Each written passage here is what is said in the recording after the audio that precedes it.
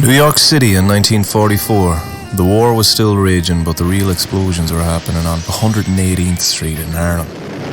In the back of a club called Minton's Playhouse, a revolution was brewing. Fast tempos, broken rules, sharp suits, and sharper notes. Bebop had arrived, and with it, the gods began to gather. Bird, Dizzy, Monk, and Miles. And into that fire walked a ghost, Zeke St. James. Nobody knew his name that first night, but when he played, everything changed. No one breathed, no one spoke. They just listened. This was no ordinary musician. This was a prophet, a phantom, a man who played like he'd been to the other side and came back with the stories that were just too sacred to sing. In Act 3 of The Legend of Zeke St. James, we follow the rise of a mystery as he joins the Giants, not as a student, but as a rival, a brother, and in some ways, something even greater. But as his legend grows, so does the shadow inside of him. This is the story of Zeke in his prime, and already the cracks are showing.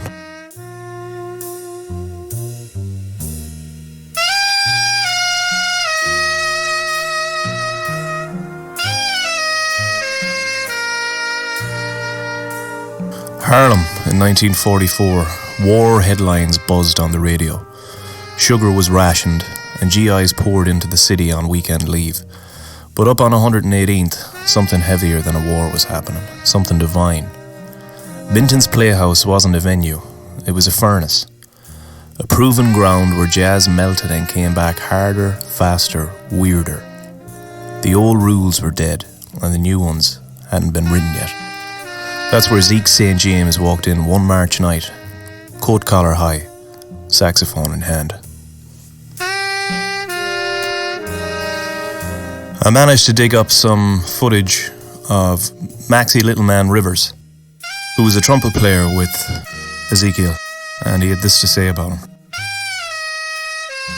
I remember the first time he walked in, he didn't say a word. Just leaned against the back wall with his busted case and eyes like a man who had already heard everything you were about to play. Bird was in the middle of a solo, crowd was cooking, and this stranger just watched and never blinked. When he got on stage an hour later, it got quiet. Not that kind of polite quiet, I mean church quiet. And then he played this thing that wasn't fast, it wasn't loud, but it hung in the air like in sort of incense or something. Even Bird stopped chewing his gum.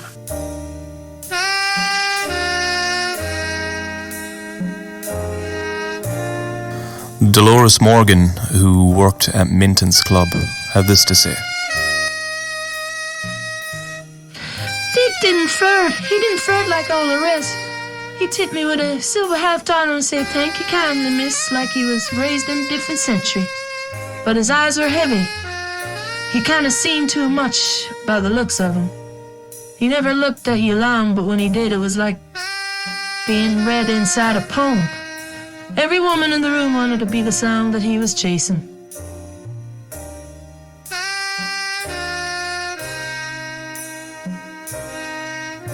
Well, Zeke never asked to sit in. He waited to be asked, and when he played, it wasn't to impress, it was to testify. They say he played backwards on one tune, not in melody, but emotion. Like he pulled the soul out of a ballad and rewound it note by note. Dizzy Gillespie said Zeke didn't play those scales. It was like he was playing ghouls.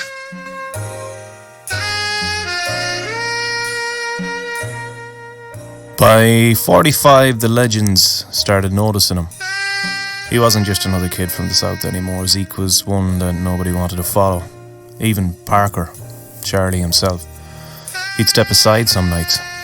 The rivalry wasn't official, wasn't public. But in back rooms and rehearsal spaces it simmered. Bird was lightning and Zeke was thunder. Bird attacked, Zeke haunted. Together, they were almost too much for a room to hold. A jazz singer named Clarissa Vaughan had this to say about Zeke.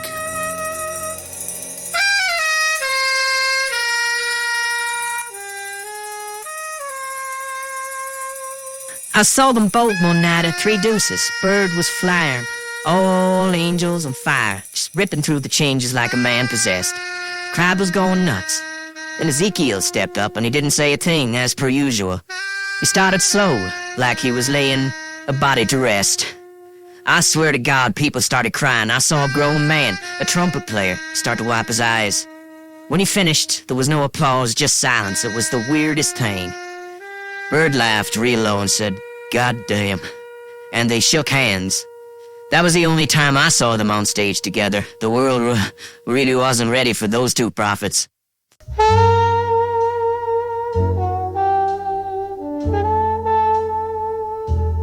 On accounts of what it was like to try and organise Zeke playing in your room, Louis Carter, who was a club booker, they used to call him Red, had this to say about trying to get Zeke in the room.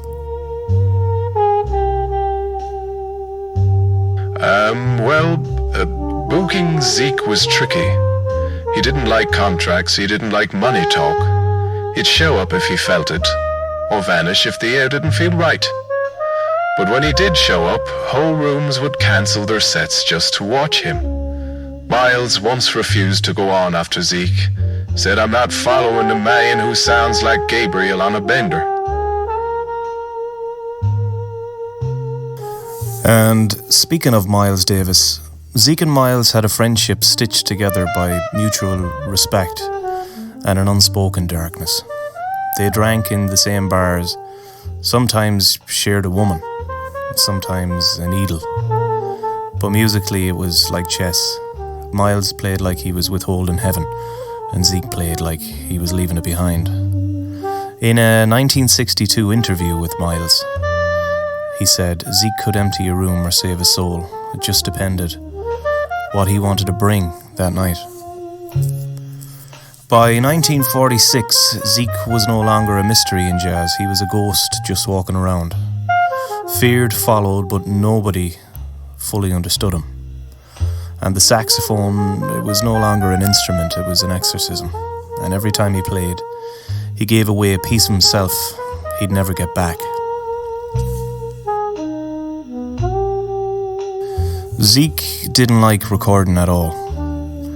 And here is a little story and a first-hand reference for some people that were lucky enough to witness that in person.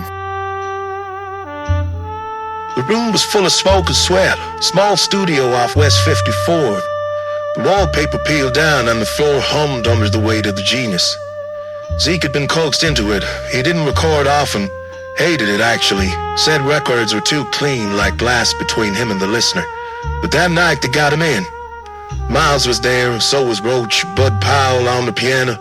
Jittery as ever, tapping cigarette ash onto his own keys. The tape was rolling and Zeke was on fire. They called him Midnight Lazarus, a long, aching blues. The room swore it was the best solo Zeke ever played. 4 minutes of the rawest truth ever blown into a brass bell.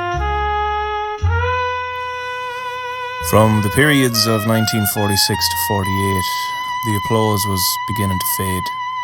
The lights were dimming. The music didn't stop, but something inside Zeke did. The heroin wasn't new, it had always been there, waiting in the corners of hotel rooms and backstage halls. But now it wasn't a whisper, it was a full-blown voice. It was a companion, like the devil and demon in his coat pocket, always with him.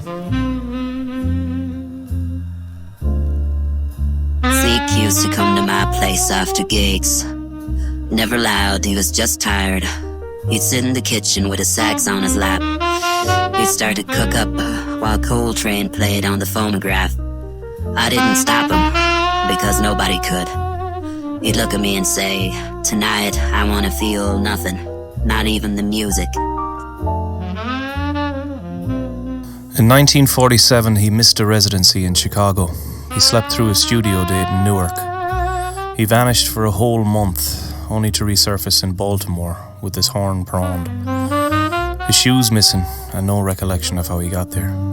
And yet when he did play it was transcendent. Like the suffering had distilled the beauty. The solos got darker and slower, more dissonant. But people leaned in, closer than ever. Zeke was still revered, but now he was feared too. Club owners gave him smaller windows. Bandmates watched, his hands trembled before solos, and Miles stopped calling. He's chasing ghosts, they'd say. He's already half gone. Maybe he was. By 48, Zeke was living in a one-room flat in Spanish Harlem. The walls were bare, the phone unplugged, just records, cigarette butts, his horn, and the needle. But here's the thing, he never stopped playing. By 1948, Zeke St. James had become a spectre on the scene, more of a rumour than routine. You didn't book him anymore, you just hoped that he appeared. He lived in shadows, frequented speakeasies with no names, and played mostly for himself. But one man still saw the fire inside of him, Thelonious Monk. Monk and Zeke had always circled each other, two strange comets in a universe of cool. Monk was already the high priest of the piano, deliberate, angular, unpredictable. Zeke was the saxophone's ghost whisperer, jagged, soulful, slippery as steam, and in 1948 something aligned. They didn't call it a session, there was no contract, just a dusty backroom studio in the Bronx. A tape machine, one upright piano, one alto saxophone, one shared madness. They recorded 5 tracks over 2 nights. Only one has ever been found. It wasn't like other recordings. There were long silences. Monk would play a single note and just stare at Zeke, like asking a question. Zeke never rushed. He'd take these long breaths. Sometimes he'd just play one note, but that one note would make the hair on your arms stand up. I took a photo of them in that room. It was like catching lightning in a bottle full of smoke.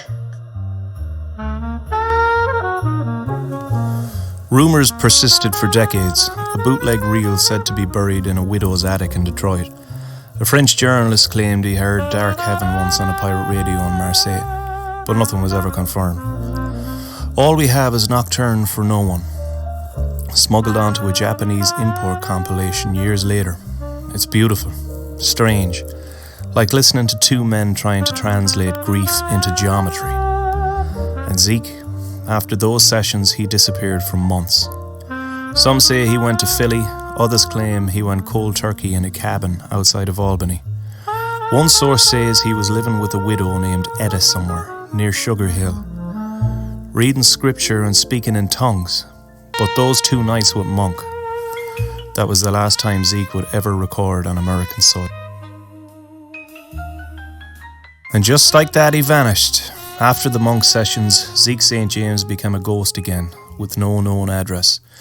No club dates, no liner notes, just whispered sightings and the occasional midnight melody leaking out of a Harlem apartment window. To some, he'd already said everything he needed to. To others, he was still searching for the perfect note. That one that could fit and lift him out of himself for good. The scene moved on. Bop gave way to cool.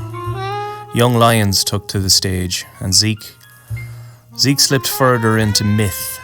A name crawled and scrawled in margins. A story traded in the green room. A voice you thought you heard once on a sacred and scratched acetate in a pawn shop. He was still alive, but already the legend had outgrown the man. Next week in Act 4, we'll follow the whispers. A telegram from Paris, a bootleg recording from Morocco, a photograph from Montmartre that looks an awful lot like Zeke, older, thinner, saxophone in hand. Is it exile? Is it escape? Or is it reinvention? In Vanishing Points, we cross the Atlantic in search of the man behind the myth, chasing echoes through the cafes of Saint-Germain, the jazz dens of Tangier, and the ruins of a soul unraveling one note at a time. Because sometimes to disappear in America is to be reborn in Europe. So please join us.